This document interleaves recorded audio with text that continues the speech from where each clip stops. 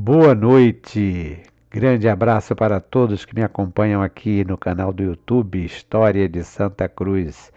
Hoje, nesta quinta-feira, 22 de maio de 2025, estarei falando sobre esse coronel Ernesto Duriche, arrendatário dos campos de Santa Cruz no início do século XX.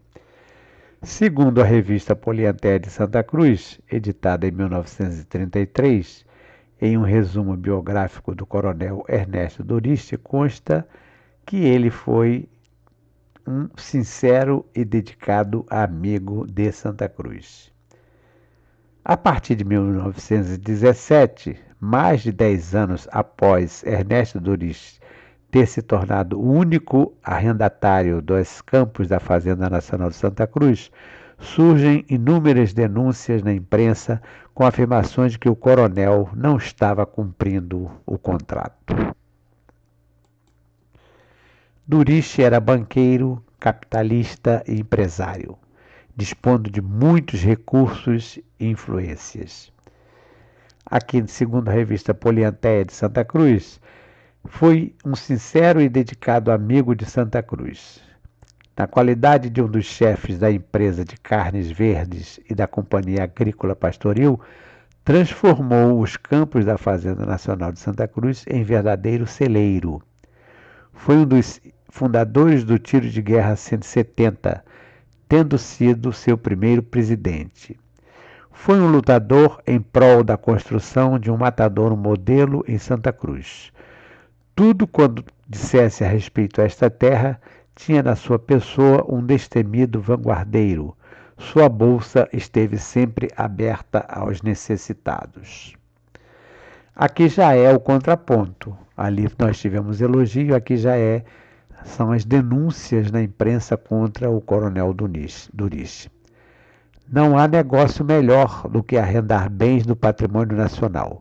O arrendatário da Fazenda Santa Cruz não cumpre a maioria das cláusulas do contrato.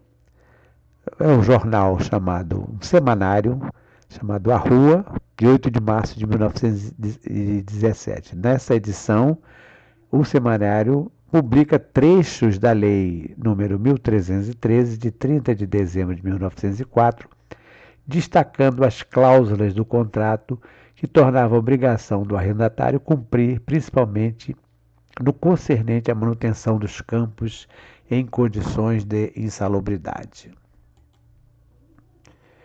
O Duriche era um banqueiro e capitalista com reconhecimento tanto no Brasil como no exterior. Fez parte do Banco Nacional Brasileiro, foi inclusive da sua diretoria, era um dos acionistas e, tendo em vista essa sua participação, isso já no final do século XIX, 1898, ele vai se tornar um capitalista, um empresário muito conhecido. E também investia como capitalista, comprava, vendia. Por exemplo, aqui realizou-se o San Lorenzo, realizou-se no sábado, 25 do mês próximo passado, quer dizer, 25 de maio de 1908, né? De maio não, de abril. Em Paranaguá, o leilão do vapor argentino San Lorenzo. Foi arrematante o coronel Ernesto Duriche, grande criador de animais de raça, arrendatário das fazendas de Santa Cruz e um dos maiores abastecedores de carne verde da capital federal. O preço foi 90 contos. 90 contos era uma grana boa, né? Observe que esse jornal aqui é de Santa Catarina, no REC do Rio. Então tinha muitas notícias, inclusive publicações até mesmo no exterior, sobre o Duriche. Sobre a questão dele não ter cumprido algumas das cláusulas, tem um relatório aqui do Ministério da Agricultura com algumas cláusulas. Eu apenas peguei 2 cláusulas para que vocês possam perceber a responsabilidade que tinha, né, o contraponto que tinha do arrendatário em relação às terras. A arrendatária, no caso a empresa, né, obriga-se a conservar a sua custa em perfeito estado os campos, valas, rios, canais, pontes, estivas, diques e taipas dos jesuítas e demais benfeitorias, obrigando-se, fim do prazo do arrendatário, a entregar tudo ao governo no referido estado de conservação, sem direito à indenização de espécie alguma. O prazo que foi dado para esse arrendamento foram 25 anos. E aqui tem mais para que vocês possam perceber quanto abrangia. Eu quase que coloquei o dono de Santa Cruz, porque ele foi dono realmente de um grande pedaço de Santa Cruz. Então ela era obrigada ainda a fazer a limpeza dos rios Itaguaí, Guandumirim e Guandu, nas seções denominadas Curtume e Dom Pedro II, do canal do Itá e das valas Santa Luzia, São Francisco e São Domingos, e nas suas barras, fazendo roçado e respectivo destocamento, tanto do leito como nas margens, nestas na largura de 2 metros de cada uma, e nas extensões necessárias, servindo de base para esses trabalhos as especificações e quantidades dos mesmos, constantes do orçamento apresentado pelo engenheiro da primeira seção da mencionada fazenda, e incluso em processo extraído, além disso, do leito dos mesmos rios, cascas, valas, quaisquer vegetações, madeiras que atulhem, regularizando-os por meio de escavações, de modo a estabelecer, sem obstáculo algum, tanto quanto possível, a declividade necessária para o fácil escoamento das águas, para o que se levantarão os perfis longitudinais e transversais, quando preciso dos cursos d'água, traçando nelas as grandes convenientes pelas quais os terão as cotas das escavações ou dragagem fazer, devendo a arrendatária abrir valas que se reconheçam necessárias para o dessecamento dos campos alagados, depois das limpezas e mais trabalhos acima referidos. Vejam que não era pouca coisa. Isso aqui são apenas duas cláusulas, 2 itens. Tem muito mais. Então, quando o Duriche assumiu, inclusive ele foi o único a se propor a entrar nessa jogada, né? Ele já tinha uma ideia, ele já tinha uma noção do que ia fazer. E pelo que nós estamos vendo aqui, se realmente tudo isso fosse feito, nós não teríamos tantos problemas em época nenhuma, porque ou seja, manter todos os campos livres, né, os canais, as valas, os rios, com a circulação perfeita. Pois bem, então essa parte que eu acabei de ler agora era parte do contrato. Durante o período que o Duriche esteve em Santa Cruz, como vocês viram logo no início, tem aqueles elogios, né, que nós fizemos a leitura aqui da Polianteia, e tem aquelas críticas que foram publicadas no jornal semanário A Rua. Mas, em reportagem, nós verificamos também que houve, de fato, um grande progresso, por exemplo, na produção de arroz. Essa foto da direita, que tem aqui uma carruagem, o Duriche, em companhia do presidente da República, Hermes da Fonseca, e de ministros, em visita no dia 28 de fevereiro de 1912, aos arrozais cultivados nos campos de Santa Cruz. Então, o presidente veio visitar esses campos exatamente porque a produção de arroz, na época que o Duriche estava aqui, estava sendo bastante destacada no antigo Distrito Federal. E durante as 2 primeiras décadas do século XX, Duriche recebeu presidentes, ampliou a produção do arroz e também diversificou a criação de gado. Por exemplo, tem uma das visitas de um presidente, o presidente Roca, que esteve aqui, e tem um programa com uma série de atividades. Vem a Santa Cruz esse presidente, depois eu estarei falando um pouquinho sobre isso. E o Duriche, a responsabilidade do Durich durante a visita era fazer a apresentação de uma boiada com 1.000 cabeças de gado com determinadas arrobas em desfile, fazer um desfile de gado, olha que interessante, para que o presidente pudesse ver, para dizer, olha só, nós temos aqui. E por falar em gado, o Durich participou da Exposição Pecuária Paulista, isso lá em 1910, com gado suíço, porque ele tinha um interesse muito grande pela criação de gados de raça. E, inclusive, aqui no caso, a revista A Fazenda, uma revista mensal de agricultura e pecuária, indústrias rurais e comércio, publicada aqui no Rio de Janeiro. Ela foi uma publicação de 1910 a 1913. Na edição de junho de 1910, aparece esta foto que eu coloquei aqui, que são duas cabeças de gado suíço, né?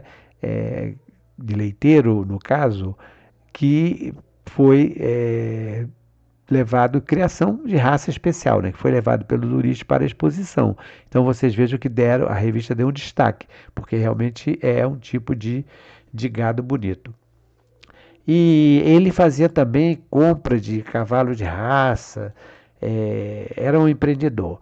O professor geógrafo Afonso Várzea, de quem eu já falei recentemente, grande mestre, que eu tenho uma grande admiração, ele escreveu um artigo sobre o Durich e o coronel Canavieiro. Então vejam vocês que além da produção do arroz, da criação do gado, ele também teve uma preocupação com a plantação da cana, que era a especialidade do Afonso Vaz escrever sobre produção do açúcar, né?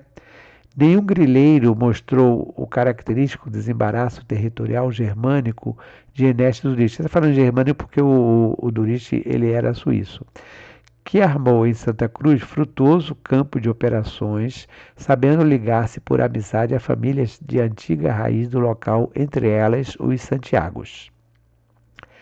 Prosperando nas atividades até fazer-se aceitar geralmente por coronel, conforme a generosidade dos senhores de terras na Interlândia brasileira, o Durich firmou autoridade cercado de amigos brasileiros aos quais soube interessar pouco, havendo que conheça sua história aventurosa melhor que os já citados. Essa questão de coronel, que inclusive ele coloca entre aspas, quando eu fiz a minha postagem também de ontem, eu falei assim, eu nem sei se o Luiz foi coronel, mas realmente ele foi coronel da Guarda Nacional. Ele realmente cumpriu as etapas, ele foi major, foi inclusive fiscal de um batalhão, serviu até mesmo como fiscal, como auxiliar na campanha de Canudos, enfim, ele teve uma atuação realmente como coronel da Guarda Nacional, dizendo que ele não era do Exército. A Guarda Nacional foi uma guarda criada no período regencial para dar um suporte, né, um apoio ao Exército. Antes de romper a Segunda Guerra Mundial, já o Grilo Teutônico havia conseguido aceite geral de sua propriedade e disputada sobre uma coroa de fazendas, desde o nordeste de Santa Cruz até o ocidente de Itaguaí. Vejam vocês a extensão das terras do Durich, né? E ficou verificado anteriormente como a Revolução Canavieira de Resende impôs retalhamento da Fazenda Real, a grande e vasta domínio tomado pelo Pombal, aos sectários de Loyola em fazendas menores.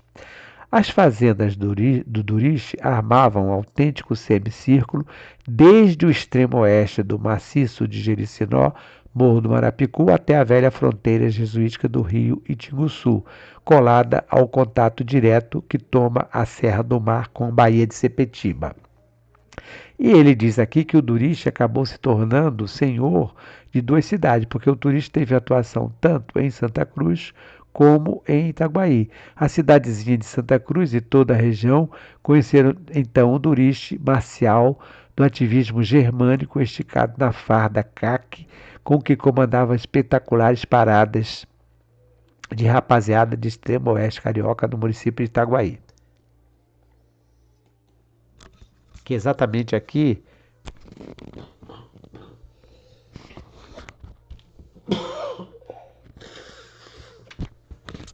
o tiro de guerra. Esta foto foi publicada na revista O Malho, edição de 16 de setembro de 1911, Coronel Ernesto Durich, da Guarda Nacional e presidente do tiro de guerra. O Durich é esse que está no centro de fardamento branco, né?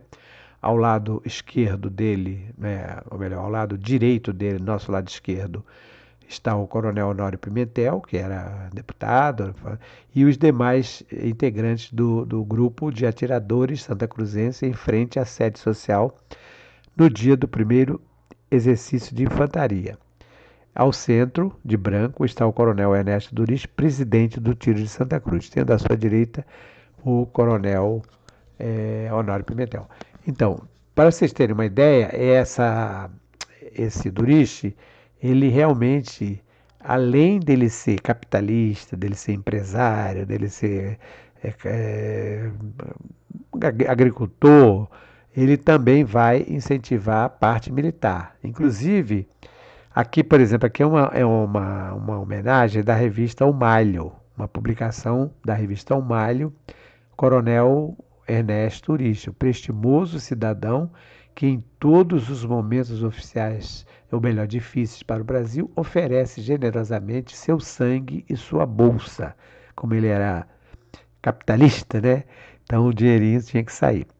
Entre os representantes da nossa alta indústria, um dos nomes mais justamente acatados e de maior prestígio é incontestavelmente o do senhor Coronel Ernesto Durich. Filho daquele formoso país das montanhas, a Suíça, o senhor Durich é, pelas suas qualidades de trabalho e de probidade, um tipo bem representativo desse povo inteligente e laborioso que, pela sua elevação moral e nobreza de caráter, formou uma pátria que tanto tem de pequeno quanto de respeitada. Situação esta que tem se firmado da mais eloquente forma no correr desta guerra e não tardará a ter sua consagração definitiva quando se cogitar da paz. Veja que ele está falando aqui da guerra, porque em 1917 é a Primeira Guerra Mundial, né? A ele, quer dizer, ao Coronel Durich, né, se deve em parte a organização das linhas de tiro, quer dizer, o tiro de guerra.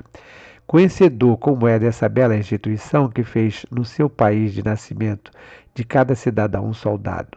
Se pelo seu trabalho e inteligência, seu esforço e atividade, o senhor Coronel Durich fez-se um industrial importante, possuidor de largos recursos, sempre pronto a auxiliar as iniciativas de utilidade para o país, pelo seu caráter, ele se tornou um brasileiro cheio de serviços ao Brasil e um cavalheiro de alto conceito em nossa sociedade pelas suas qualidades pessoais de cavalheirismo e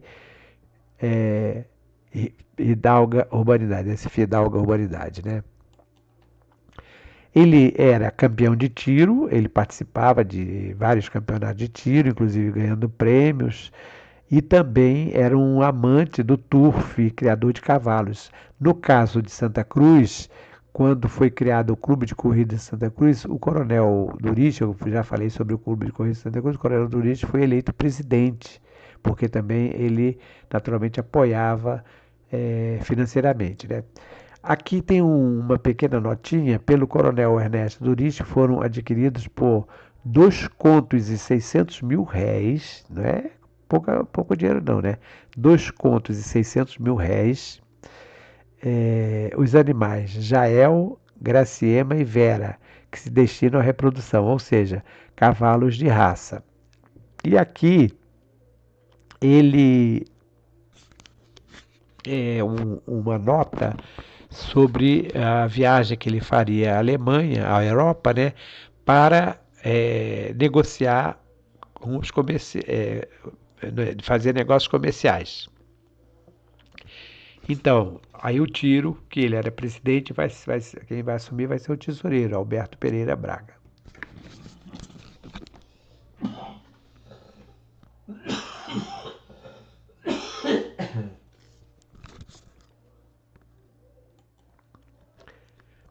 Não, mesmo não sendo brasileiro, ou melhor, brasileiro naturalizado, né?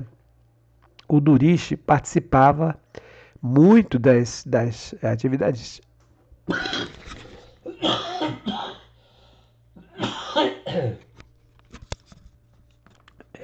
cívicas.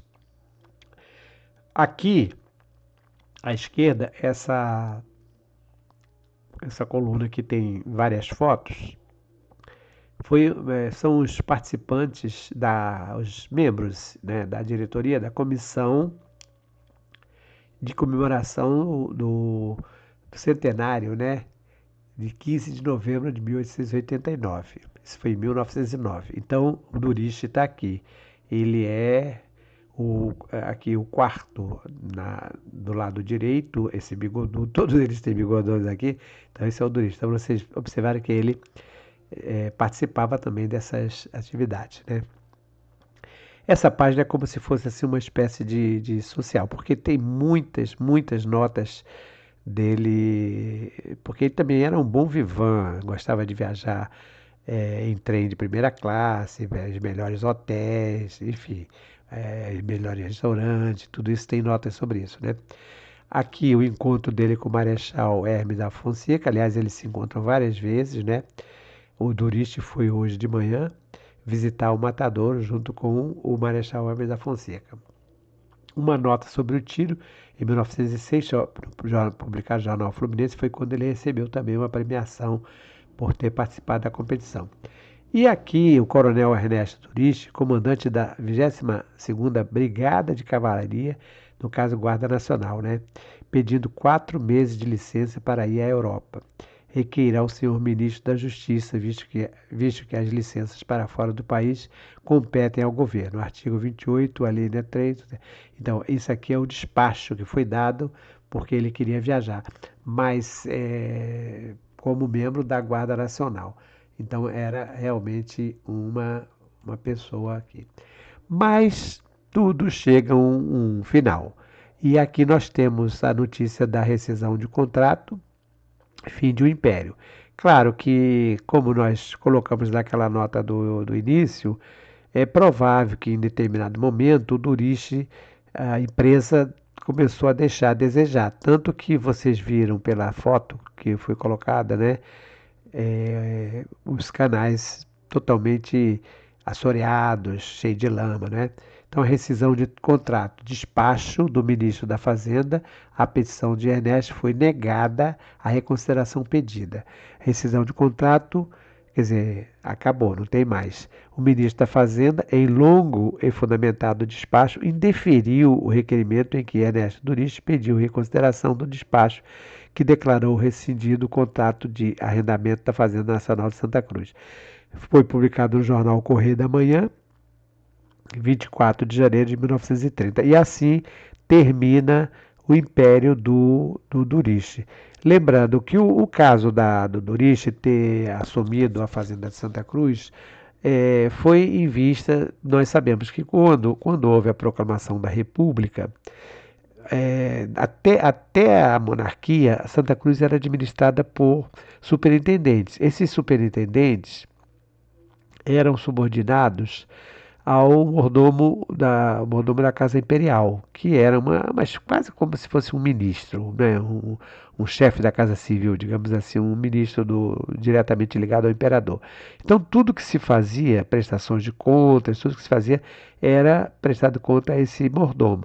Quando terminou a monarquia, então aí aconteceu que o antigo palácio foi ocupado pelo 5º Regimento de Artilharia. A fazenda ficou entre o Ministério da Agricultura, o Ministério do Interior e o Ministério do Exército. Então, começou a haver uma disputa, porque mesmo a fazenda tendo deixado de ser ligada aos jesuítas e depois à monarquia, ela continua sendo uma fazenda muito produtiva. Então, havia interesses, mas havia interesse de quê? De lucros e não de trabalho. Então houve um período que ficou, como eu já até falei aqui, o Santa Cruz ficou praticamente entregue às baratas, vamos dizer assim, para falar de forma bem crua, bem clara. Só que quando chega em 1904, vai ser assinada aquela lei 1313 para fosse feito o arrendamento. E esse arrendamento foi feito exatamente, e quem se propôs a fazer o arrendamento foi o Coronel Duriz, que fica durante esse longo tempo.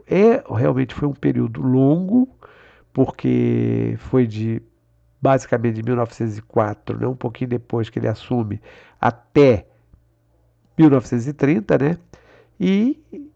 Durante esse período, esse foi o personagem de Santa Cruz mais poderoso, sem dúvida alguma. Porque era, além de ser um capitalista, uma pessoa muito rica, né? Era praticamente dono de Santa Cruz. Eu até quase que coloquei o título de dono de Santa Cruz. Eu falei, não colocar não, porque aparece aí um herdeiro e fala, peraí, tá falando coisa que não é certa. Então ele foi um arrendatário e durante esse período todo tem, como vimos aí, pontos bastante positivos e pontos negativos. Não falei nem um terço, nem um décimo do que ele fez na vida dele toda. Mas então fica aqui essa pequena contribuição sobre a respeito do nosso coronel Ernesto Dorici, arrendatário dos Campos de Santa Cruz no início do século XX, que foi é, um sincero e dedicado amigo de Santa Cruz, segundo a Polianteia, e deixou de cumprir as suas responsabilidades como arrendatário, segundo a revista A Rua, o semanário da Rua de 1917.